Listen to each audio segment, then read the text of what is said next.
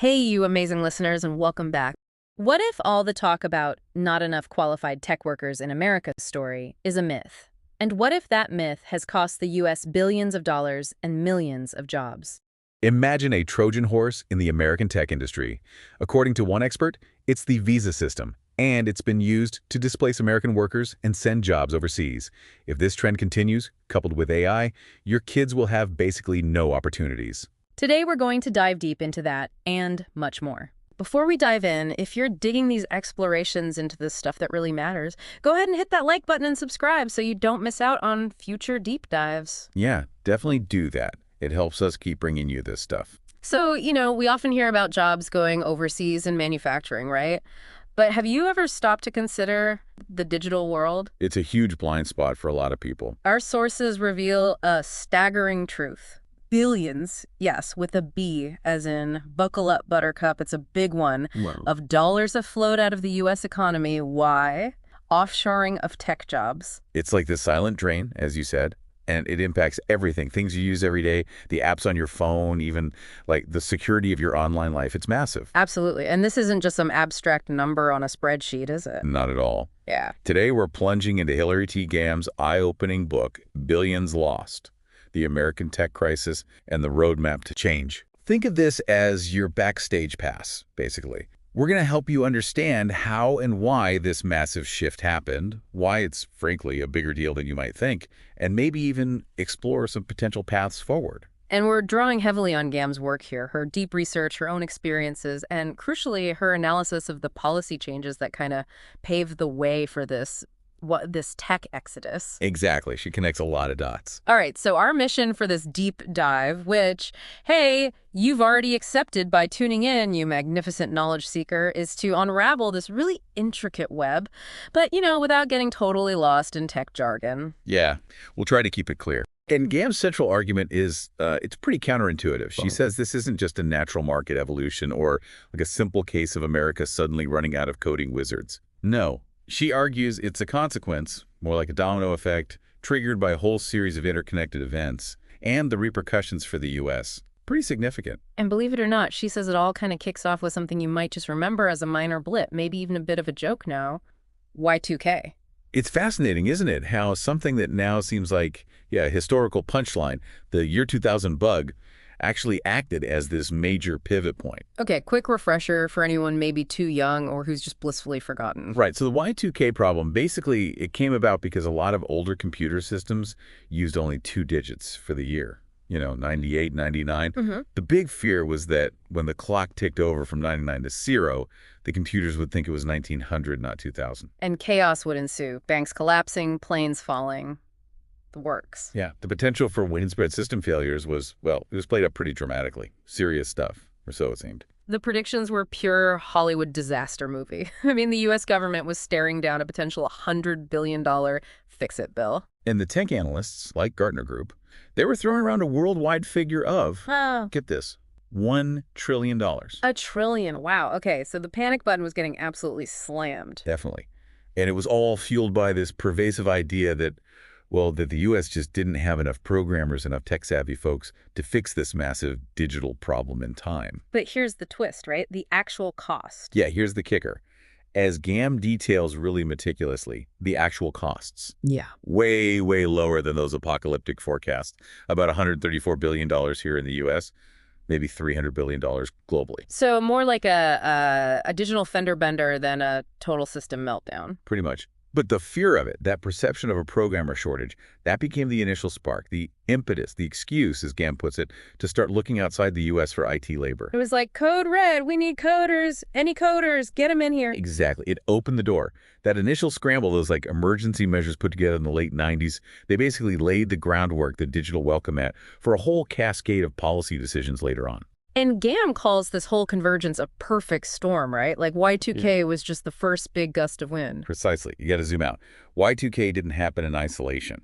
Gamm points to this quartet of change, 4 key things happening almost simultaneously. Okay, what are they? You had Y2K, obviously. Then a really significant class action lawsuit against Microsoft involving temporary workers. Third, the rapid emergence of India as a super cost-effective place for IT labor. Right. And fourth, Those crucial U.S. policy shifts we just mentioned, especially around visas. So these four things hit at roughly the same time. Yeah, the confluence, the coming together of these four seemingly separate currents, it created this perfect environment, this like fertile ground for the massive growth of tech outsourcing. Okay, the Microsoft lawsuit. That seems like an odd one in the mix. How does that fit in? Well, GAM explains it really clearly. It fundamentally reshaped how companies use temporary workers here in the U.S. Basically, Microsoft got sued because they were treating some temporary workers like full-time employees. But without the benefits, the IRS even had a term for them, permatemps. Permatemps, okay. So to avoid more lawsuits like that, companies changed their HR practices. They started using much shorter contracts, and they introduced these mandatory breaks, these hiatus periods. Where the temps were just out of work. Yeah, literally on the bench, as the phrase goes, not working, not getting paid. To avoid treating long-term temps like regular employees with benefits, many companies unilaterally implemented mandatory breaks after a set period. For example, 18 months of work, followed by a mandatory 6-month break. It created a lot of instability for those workers. Ouch. Okay, I can see how that might make companies start looking at more creative ways to approach human resources. Exactly. It's an unintended consequence, right? This move to protect themselves legally, it inadvertently made looking outside the U.S. for labor seem more attractive. Instead of dealing with the complexities of U.S. temporary labor laws. Right. Why supplement your core American team with potentially tricky U.S. temps when you could potentially get foreign labor, maybe cheaper, maybe seen as more flexible, especially with India coming online as this major IT service provider? It shifted the calculation. Totally. It moved from supplementing American workers to, in some cases, outright replacing them. And GAM gives some pretty stark examples of this, doesn't she? Like that 60 Minutes piece. Oh, yeah. And the infamous Disney case, that one really hit hard. American tech workers laid off. And then forced to train their foreign replacements to get their severance, is that right?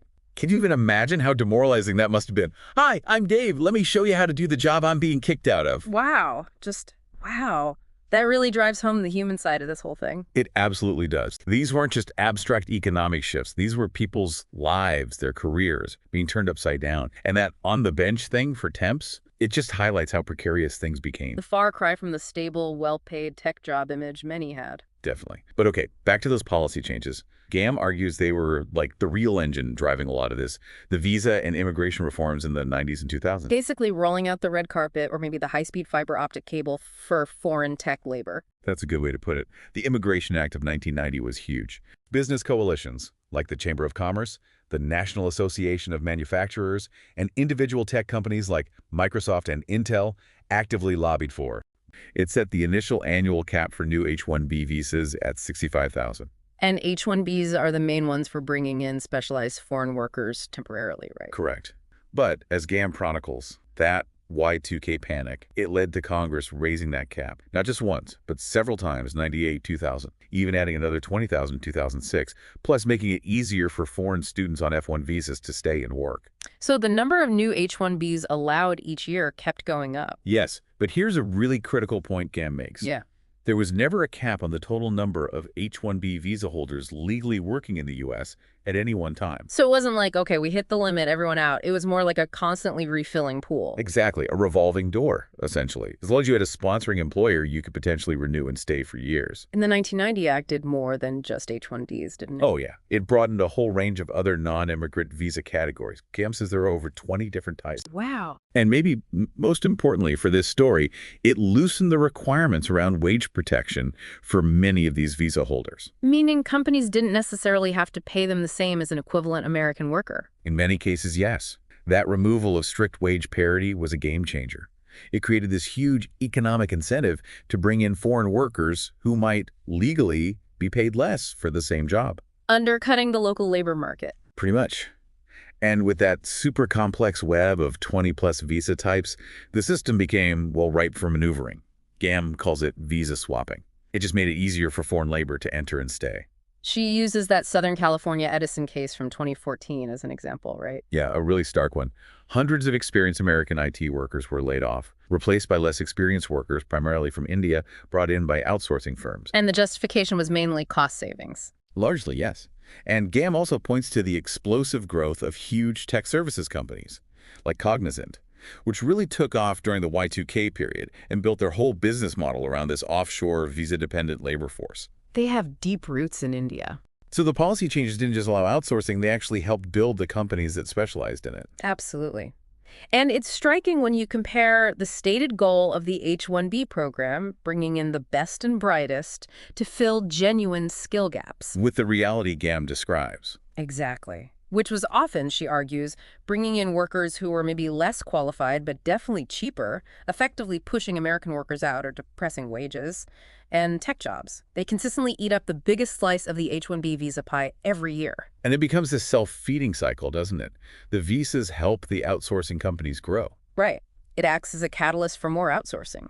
GAM uses Tata consultancy services as another example. Big U.S. companies partner with these giant IT service firms. They bring in temporary workers on visas. But those temp workers aren't really temporary sometimes, right? Not always. They get their foot in the door, as GAM puts it. They learn the company's systems, build relationships, understand the internal workings. And then they can help their parent company land even bigger contracts. Precisely. They become like internal beachheads for more outsourcing, especially with the very high in-group preference that these, primarily Indians and Chinese nationals, have, often leveraging in-group networks to prioritize their own community once they have reached managerial or executive positions.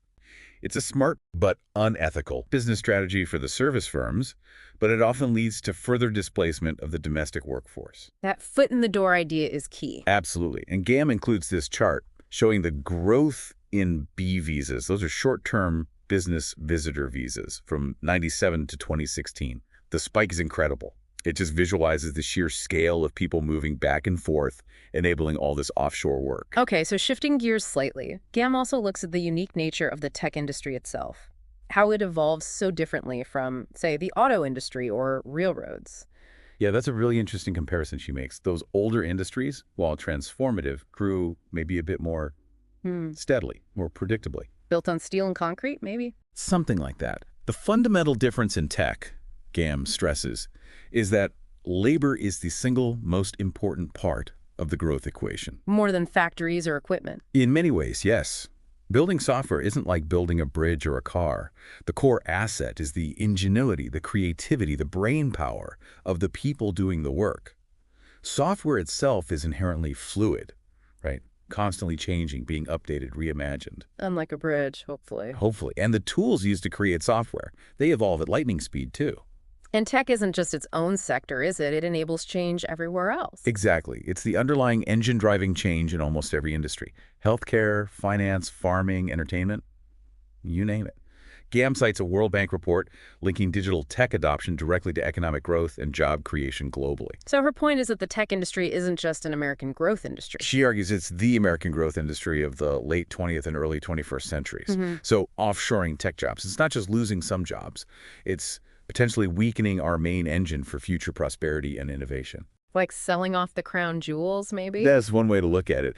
So to really understand the impact, she takes us on this quick tour of tech history. It's actually pretty cool. Right, from the abacus and the typewriter, which she sees as early computing precursors. Yeah, all the way up to AI and cloud computing today. It helps frame how fast things have moved. She talks about the shift from typing cryptic commands, remember DOS? Oh, I remember DOS. Painfully. To the Mac's user-friendly icons. That was a huge leap. Then IBM and Microsoft Windows jumping in, the early software wars like Lotus versus Microsoft. Then the internet explodes in the 90s, client-server stuff, Cisco, Sun Microsystems. Right. And then artificial intelligence. GAM gives good everyday examples, customer service bots, those search suggestions that read your mind, driverless cars. And she mentions DARPA's role in pushing robotics and AI forward, too. Yeah, those challenges they run are amazing. And then cloud computing, which changed how businesses operate, offering way more flexibility than old mainframes or even client-server setups. And cybersecurity running underneath all of it, becoming more critical every day. Absolutely. And finally, the mobile revolution. Smartphones, Wi-Fi everywhere, how that changed communication, socialization, leading to this data deluge. Just unimaginable amounts of big data. Okay, so that's the tech landscape. How does she connect this history back to offshoring specifically? Through the way software itself got made, right? Exactly. She brings in the standard software development lifecycle, the SDLC, which came out of the old mainframe era. And alongside it, the rise of the Project Management Institute, or PMI. Okay, how does that fuel offshoring? This is crucial. The SDLC broke software creation into standardized steps. PMI then formalized project management, focusing heavily on managing constraints, time, budget, and resources. Ah, resources meaning people. Often, yes. GAM argues this focus on resources as interchangeable units, almost like parts in a factory, combined with the popular PMP certification and the step-by-step waterfall method. It effectively dehumanized IT labor, made it seem like you could just swap out a programmer here for one over there as long as they check the boxes. Pretty much. It made outsourcing look like a logical, efficient, cost-saving move. Software development is just these tasks. Find the cheapest resource to do each task. She uses that home construction analogy, right? Traditional building versus modular off-site stuff. Yeah, it's a great analogy. Comparing building a house piece by piece on-site with skilled local tradespeople versus assembling prefabricated modules built cheaper somewhere else. It shows how software work could be similarly broken down and distributed. That really clarifies the mindset shift. Definitely. And while newer methods like Agile came later, that initial SDLC PMI framework really laid the groundwork, provided the blueprint for large-scale offshoring. Okay, so we've got the tech, the policy, the methods, but what about the people? GAM talks a lot about ageism, doesn't she? She calls it the single biggest factor hitting U.S. IT jobs. It's a tough reality in the industry. And it's not just American-born workers facing it. No, she's clear on that. Foreign-born IT pros working here also hit that wall, often around age 50 or even earlier. There's this perception that younger workers are more flexible, more up-to-date with the latest tech fads, and, frankly, cheaper. So experience becomes a liability instead of an asset. In some companies, absolutely.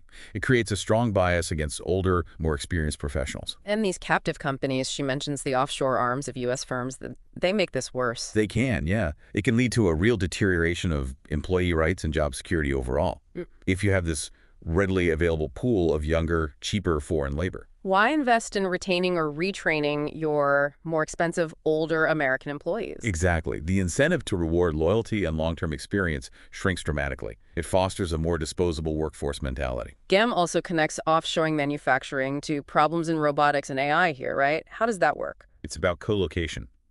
Innovation in robotics and AI often happens best when the engineers and researchers are right there, working alongside the manufacturing processes they're trying to improve. Seeing the problems firsthand, testing solutions on the factory floor. Precisely. When you move the manufacturing overseas, you often lose those opportunities for cutting-edge robotics and AI development that are tied to it. It weakens our ability not just to make things, but also to stay ahead in these critical future technologies. Okay, let's tackle the elephant in the room, the skills gap. GAM says it's a myth. That's a pretty bold claim. It is bold, but she backs it up. She points to that 2014 report by Wharton economist Peter Capelli, which directly challenged the whole narrative of a massive tech worker shortage in the U.S. So where did the skills gap idea come from then? Well, GAM notes, interestingly, that many of the studies pushing the skills gap narrative came from. Guess who? The big IT consulting and service firms. The ones who benefit most from bringing in foreign labor. Let's just say their interests seem aligned with that narrative. It certainly makes you think. And she also points out that the American tech workers who are getting laid off are often highly educated and experienced, right? Exactly. So if there's such a huge gap, why are these skilled people losing their jobs and struggling to find new ones? The narrative doesn't quite hold water when you look closer. Which leads her to this idea about U.S. higher education becoming an export. What does she mean by that? Basically, we are educating a huge and growing number of foreign students, especially in the high-demand STEM fields, science, technology, engineering, math. The numbers are pretty wild, aren't they? Absolutely staggering. Over 1 million foreign students in the U.S. in the 2016-17 academic year. That was double the number from just over a decade earlier. Wow. And while international exchange is valuable, GAM raises concerns. Is this intense focus on recruiting foreign STEM students, combined with the skyrocketing tuition costs for Americans, actually making it harder for American kids to get into and afford these programs? And potentially creating the very skills shortage that was supposedly a problem in the first place, like we're training our replacements. It's a worrying feedback loop, she suggests. She looks back at the history, the Ivy Leagues, the land-grant universities created by the Morrill Acts. Explain the Morrill Land-Grant Acts. In short, states got land grants, basically free land, but they had to sell it or use the land to build universities focused on educating the local population in things like agriculture and engineering. The aim was to educate Americans for national progress. But now, foreign students are coming in huge numbers, And they're a massive cash cow for universities. They often pay full tuition, sometimes 2 to 3 times more than in-state students. Over the past 30 years, U.S. universities have consistently lobbied to expand visa opportunities for international students, driven by economic, academic, and competitive interests. The pattern shows a sustained effort to counter restrictive immigration policies, with peaks in activity during periods of tightened regulations. Their original mission was often very focused on educating the local population, serving the state's needs. But now, if you look at STEM grad programs at top schools, You see a very high percentage of international students. which is great for diversity, but raises questions about who the system is primarily serving, especially given the original intent. And the cost for American families is just insane. It's brutal. GAM shows how tuition has outpaced income growth by a massive margin. Many American families simply can't afford top STEM programs without crippling debt. Which pushes some Americans to look overseas for cheaper options. While simultaneously, we see this surge in foreign applicants, many funded personally or through scholarships, sometimes scholarships that American students aren't even eligible for. The playing field feels tilted. And does this affect the campus experience too? GAM cites research suggesting sometimes less interaction between domestic and international students, maybe due to cultural or language barriers. But the bigger question she asks is, should our main goal be just trying to make American students better at math to compete head-on? Or are we neglecting other things? Exactly. Things like creativity, ingenuity, that entrepreneurial spark, access, opportunity, the things that historically drove American success. She brings in Malcolm Gladwell here, right? David and Goliath? Yeah, it's a really interesting application. Gladwell talks about how being a big fish in a little pond can be better for confidence than being a little fish in a big pond. GAM suggests some high-achieving American STEM students might feel like those little fish in hyper-competitive programs dominated by intensely focused international students, maybe hurting their confidence, even causing them to drop out. And the outliers idea about role models. Crucial. If young Americans don't see people like them succeeding in tech fields, it's harder to imagine themselves doing it. It creates a psychological barrier. She uses Stanford as an example of positive local impact, though. Right, Stanford shows how a great university, deeply connected to its local region, can fuel an incredible tech ecosystem. Look at all the companies started by Stanford grads. But even there, the high percentage of foreign grad students raises questions about that original land-grant mission of serving Californians first. And she stresses the importance of failure. Yes, especially in tech. You need to experiment, take risks, fail, learn, try again. She suggests American institutions might be a bit too uncomfortable with failure sometimes. So if higher ed has these issues, what about K-12? GAM looks there too. Definitely. She examines how technology and, again, foreign influence are impacting younger students, the pipeline for the future. What's the big shift she sees in K-12? A major transformation away from just providing a well-rounded education toward an intense focus on college prep and especially standardized testing. Driven by those international comparisons, PISA scores and all that. Largely, yes. Trying to measure up globally on standardized tests has become a huge driver. And just like in universities, more foreign students in K-12 too. A noticeable increase since the 90s. Private schools often charge tuition, but dependents of H-1B holders, they can often attend public schools for free. Which creates that weird cost disparity again. Americans pay a lot to study abroad, but foreign students might pay little or nothing for U.S. public high school. Exactly. It's an interesting asymmetry she points out. But she doesn't just bash public schools, does she? She sees some value there. Yeah, this is interesting. Despite the criticisms, she argues U.S. public schools actually foster really valuable skills. Adaptability, flexibility, self-motivation, teamwork, resilience. Dealing with imperfect systems, figuring things out. Can actually be good preparation for the real world, especially tech. That's her point. Learning to succeed in failure, navigating challenges, builds grit. But the testing focus has downsides, like pushing out arts and music. Big time. And she argues those subjects are crucial for developing creativity and innovation skills needed more in the digital age, not less. She also talks about how tech changes the school experience itself. Less walking, more devices. Right. Less independence, maybe less unstructured problem solving on the way to school. And with ubiquitous devices, maybe less need for rote memorization, but also potential downsides in focus or critical thinking. And security risks with all that student data being collected. Huge risks. Massive databases and school administrations are prime targets for cyber breaches. She also touches briefly on teachers' unions, their role, and some debate about their value. So what does she think K-12 should be doing? Get the basics right, reading, writing, math, absolutely, but also integrate coding and computational thinking. Crucially, build confidence, encourage early work experience for responsibility and financial literacy. Find a balance between academics and creative contemplative time. She references that Ben Sass book, The Vanishing American Adults. Yeah, about how constant tech immersion might hinder skills like face-to-face communication or independent thinking, kids getting too comfortable being told exactly what to do. And she contrasts the U.S. system with Finland. Right.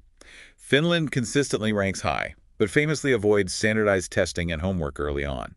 They focus on individualized learning, play, fostering curiosity. It's a really different model. Food for thought, definitely. Absolutely. Her bottom line for K-12, focus on quality individual potential, creativity, decision-making, and real problem-solving. Okay, so bringing it all together, GAM connects these education and tech trends to the state of the U.S. middle class, globalism, and protectionism. Yeah, the final big piece of the puzzle. She defines globalism versus protectionism and argues that tech is shifting power, maybe favoring countries with more protectionist policies. She points to China, Japan, India. How so? Well, look at Japan's history protecting its auto industry, India's current stance as it grows, and China's state-controlled tech sector, actively nurturing domestic giants like Tencent while making it hard for foreign competitors. And the U.S. trade deficits with these countries. They're huge and persistent, especially compared to, say, Germany, which runs a surplus with China.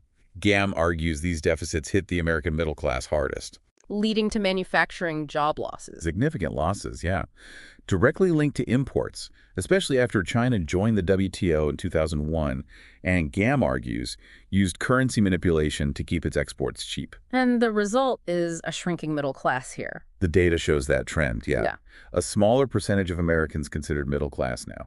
She also touches briefly on the issues around extreme wealth concentration at the top. But her core message is the importance of that middle class, right? Absolutely vital. She calls it the foundation of American society, our values, our economic stability. When good jobs disappear, that foundation erodes. She pushes back hard against the idea that we just need more visas to fund Social Security. Arguing that keeping good jobs here is a much better solution for the economy and the system. Exactly. American jobs are a win-win, she says. The money circulates here, supports communities, contributes far more than just a payroll tax deduction from a lower-paid visa holder. So after painting this pretty sobering picture, does GAM offer any solutions? A roadmap forward, as the title suggests. She does.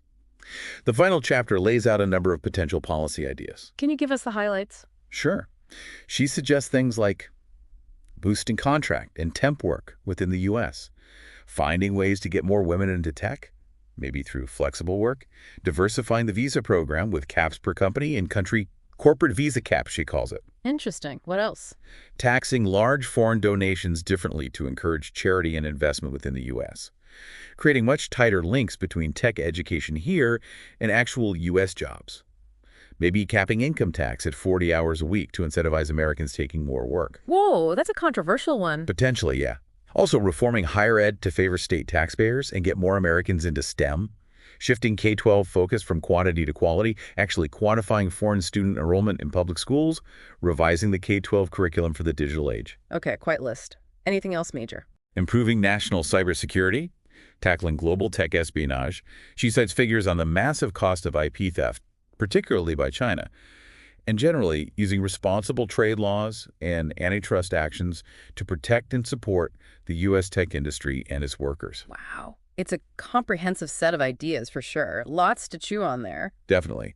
It's clear she believes significant changes are needed across multiple fronts. So wrapping up this deep dive, we've really traced this whole story, haven't we? From the unlikely spark of Y2K. Through that perfect storm of the Microsoft suit, India's rise, and crucial policy shift. To the impact on the tech industry itself, the changing nature of work, the pressures on education at all levels, and ultimately the squeeze on the American middle class. And GAM's core concern, woven throughout, is pretty stark. She genuinely worries the U.S. might be nearing a point of no return, that the damage for this decades-long trend could be even worse than we realize. It's a serious warning. It is.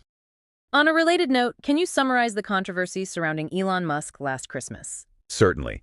In December 2024, Musk vigorously defended the H-1B visa program, citing its role in his and other tech leaders' U.S. success. His outspoken support, coupled with dismissing critics and suspending or suppressing dissenting X accounts, including prominent conservatives, sparked outrage. Many accused him of ignoring H-1B abuses, like wage suppression, and contradicting his free speech advocacy, leading to a significant erosion of trust among supporters. Basically, it exposed how he's used the same system to supercharge growth at his companies in a cost-cutting way. The episode tarnished his reputation, particularly among his conservative base, who felt he prioritized his own corporation's interests. So, with tech's growing influence in the Trump administration, what does this mean for H-1B reform? The unchecked influence of tech billionaires risks undermining the U.S. tech workforce by perpetuating H-1B abuses, flooding the market with lower-wage foreign labor. While apparent protectionism of American manufacturing seems to capture the headlines nowadays, the selling out of the American tech worker threatens to erode America's innovation edge, as domestic talent is marginalized and high salaries, long a magnet for American innovators, are diverted abroad or to foreign nationals. Without reform, the U.S. could lose its technological preeminence, weakening its economic and strategic standing in a tech-driven global landscape.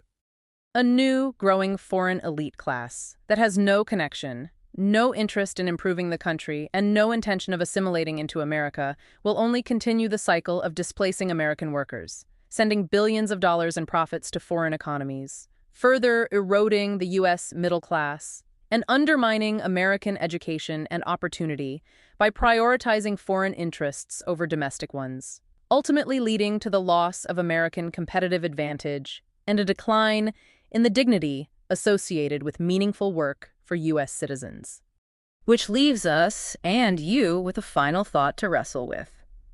Considering everything we've unpacked today, this incredibly complex web-connecting technology, education, global economics, and policy, what single action, if you had to pick one, do you think could have the most significant positive impact on securing America's future in innovation and prosperity? That's a tough one. There's no magic bullet, is there? Probably not, but it's worth thinking about where the biggest leverage point might be in this whole interconnected system, something for you all to ponder.